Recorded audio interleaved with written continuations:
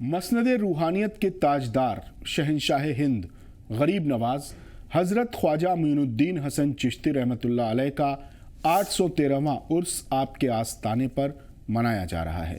یہ وہ عظیم بزرگ ہیں جن کو اللہ کی مخصوص عطائیں ہیں۔ ان کے در پر لوگوں کی مرادیں پوری ہوتی ہیں، مانگنے والوں کی آنکھوں میں نمی آتی ہے اور ان کا دل پسیجتا ہے، اور پھر اللہ کے در سے عطاؤں کے دروازے کھل جاتے ہیں۔ غریب نواز رحمۃ اللہ علیہ کا حسب و نسب اور شجرہ طیبہ حضرت امام موسیٰ کاظم سے ہوتا ہوا امام علی تک جا کر ملتا ہے۔ والد کی طرف سے آپ کا سلسلہ نسب حضرت امام حسین سے ہوتا ہوا مولا علی سے ملتا ہے، جبکہ والدہ کا شجرہ امام حسن سے ہوتا ہوا بھی مولا علی تک پہنچتا ہے۔ والد کا نام سید غیاث الدین اور والدہ کا نام ام الورا تھا۔ رجب کے مہینے میں 530 ہجری یعنی 1135 عیسوی کو غریب نواز رحمۃ اللہ علیہ کی ولادت ایران کے خراسان کے سنجر شہر میں ہوئی تھی۔ 545 ہجری یعنی 1150 عیسوی میں غریب نواز کے سر سے باپ کا سایہ اٹھ گیا۔ اس وقت غریب نواز کی عمر صرف 15 سال تھی۔ ننھی سی عمر میں غریب نواز نے داغ مفارقت اٹھایا۔ یتیمی کا داغ دل سے مٹا بھی نہیں تھا کہ شفیق ماں کا سایہ بھی سر سے اٹھ گیا۔ چھوٹی سی عمر میں مصیبتوں کے 2 پہاڑ ٹوٹنے سے غریب نواز بہت غمگین ہوئے، لیکن ایسے حالات میں بھی صبر و ضبط کا دامن غریب نواز نے نہیں چھوڑا۔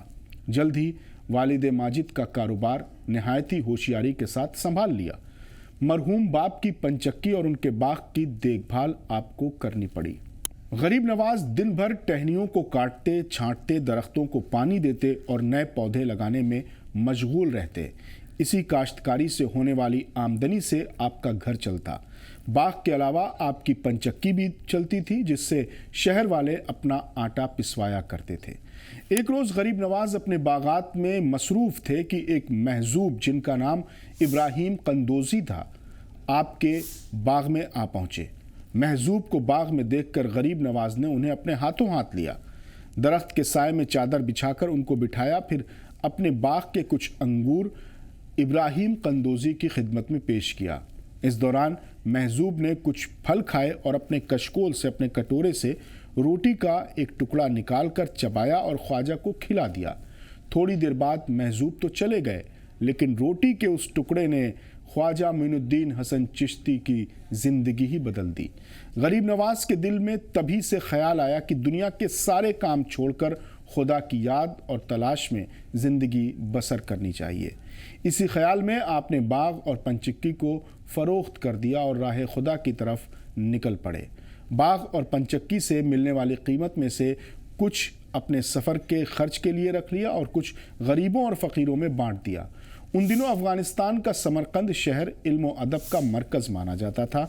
اپنی تعلیم کے لیے آپ سمرقند پہنچے۔ سمرقند پہنچ کر سب سے پہلے آپ نے قرآن شریف کو حفظ کیا۔ قرآن کے بعد حدیث و فقہ کی تعلیم اپنے سینے میں آپ نے اتار لی، آراستہ کی۔ جوانی کا زمانہ بڑا ہی امنگوں اور ولولوں والا زمانہ ہوتا ہے، اور انسان جوانی کے نشے میں زندگی فضول برباد کرتا ہے، لیکن غریب نواز نے والد اور والدہ کے انتقال کے بعد سے 35 برس کی عمر تک علمی مشغلے کے سوا کوئی دوسرا کام نہیں کیا تھا۔ علم حاصل کرنے کے بعد آپ کے اندر حق کی تلاش کا جذبہ اور ولولہ پیدا ہوا۔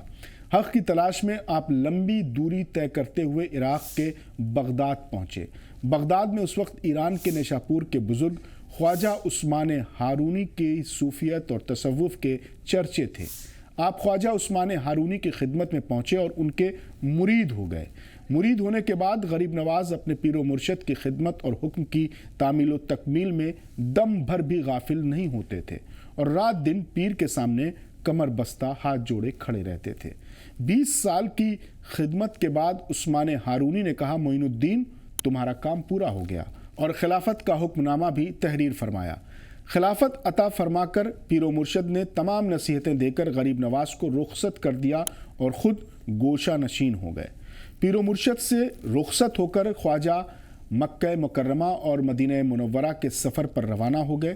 مکے میں رہ کر بے شمار سعادتیں اور نعمتیں اپنے دامن میں سمیٹ کر آپ نے مدینے کا سفر کیا۔ مکے سے مدینہ تک کے سفر کے دوران آپ نے بہت سے مزارات کی زیارت بھی کی۔ مدینے میں ایک روز آپ نے خواب میں رسول اللہ صلی اللہ علیہ وآلہ وسلم کی زیارت کی۔ آپ نے دیکھا کہ سرور کائنات حکم دے رہے ہیں کہ اے معین، تم میرے دین کے معین ہو، یعنی مددگار ہو، تم ہندوستان جاؤ اور میرے دین اسلام کی تبلیغ کرو۔ بس آپ نے حکم پیغمبر اعظم کے مطابق مدینے کی چوکھٹ چومی اور ہندوستان کے سفر پر روانہ ہو گئے۔ سلطان الہند خواجہ معین الدین حسن چشتی نے جب 12ویں صدی یعنی 1190 میں بھارت کی سرزمین پر قدم رکھا تو اس وقت لوگ سماجی انصاف کے لیے ترس رہے تھے، طاقتور کمزوروں کو دباتے تھے، کسی غریب کا کوئی ہمدرد نہیں تھا، مسکینوں کے پیٹ میں لگی بھوک کی آگ کو کوئی بجھانے والا نہیں تھا۔ ایسے دور میں خواجہ بزرگ نے 2 فلسفے کو اپنایا: انسان کا اپنے رب سے مضبوط رشتہ اور دوسرا انسان کا دوسرے انسان سے بہتر رشتہ۔